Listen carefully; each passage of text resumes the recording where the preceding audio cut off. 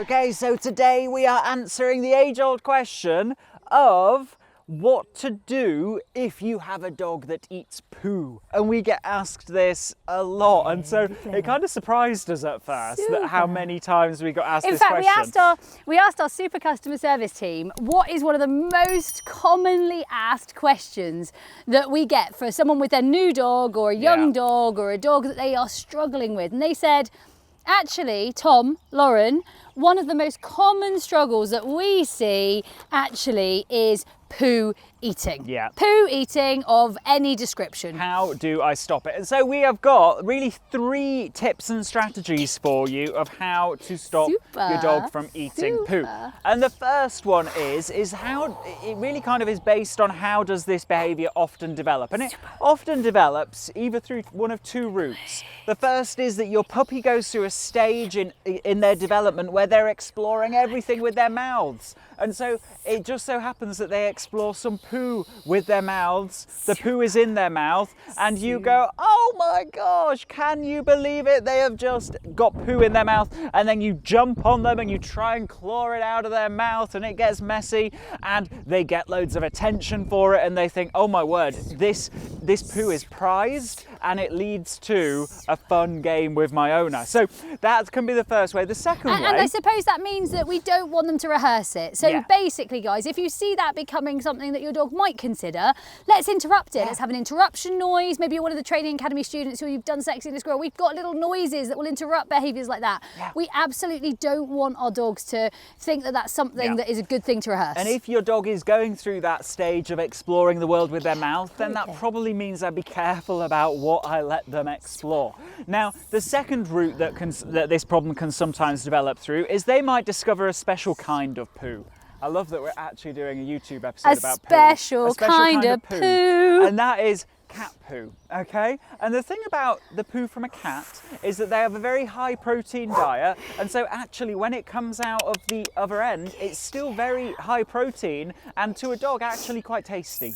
And so that can again be one of the ways that this develops. They can actually like the taste, and then they can experiment with other poos. Now, what do we do about it? Well, we've got 3 strategies. The first one, as Lauren says, is actually limit rehearsal. Make sure that if you're in an environment where there might be poo, or even the special poo, cat poo, make sure that your dog is on lead, right? If you have a cat at home, make sure that the cat litter tray is high up, I where remember your you dog's having not this going to get it. very simple conversation with your mum, Tom, about cat food, very similar thing. How do I stop him getting it? Well, let's actually not give him option to take it.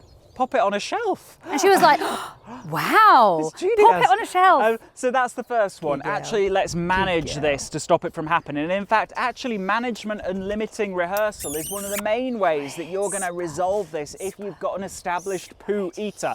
Now, the second thing that we're going to do is if our dog does kind of go towards poo and starts interacting with it, instead of jumping on them, we're instead going to make an attention noise. Now, the way that we teach an attention noise is we throw a piece of food out, we make the noise, and then our dogs are going to orient to us because they've just got a piece of food, and then we throw another piece of food out. So I don't know if we can see that one, Lauren. Get it.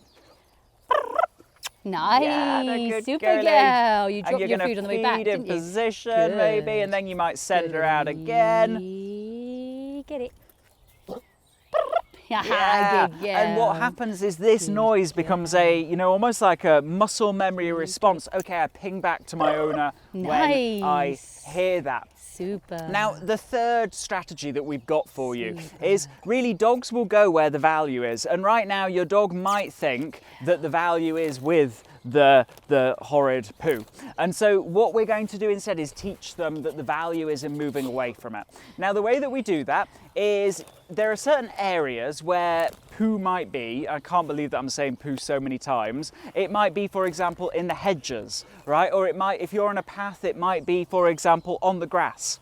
What you're going to do is a pattern that teaches your dog that there's value in moving away from those areas. So you're going to throw one piece of food forward, and then your dog is going to orient to you. You might use your little attention noise, and when they come back, you're going to feed, feed, feed, Super. right? So that actually they get more food, more of their daily food allowance for moving away from something. Now, those of you who have established poo eating behaviours, the way that we stop dogs from doing that is we actually do this with, you know, if you have the opportunity of finding poo on a walk, well, you'll play this game. One piece of food towards, but not within grabbing distance. Your dog's on lead to stop them from getting at it. And then you wait for your dog to orient back to you. And when they do, we're going to walk away and we're going to feed, feed, feed, feed, feed, feed, feed. So that we're teaching them the value is in moving away.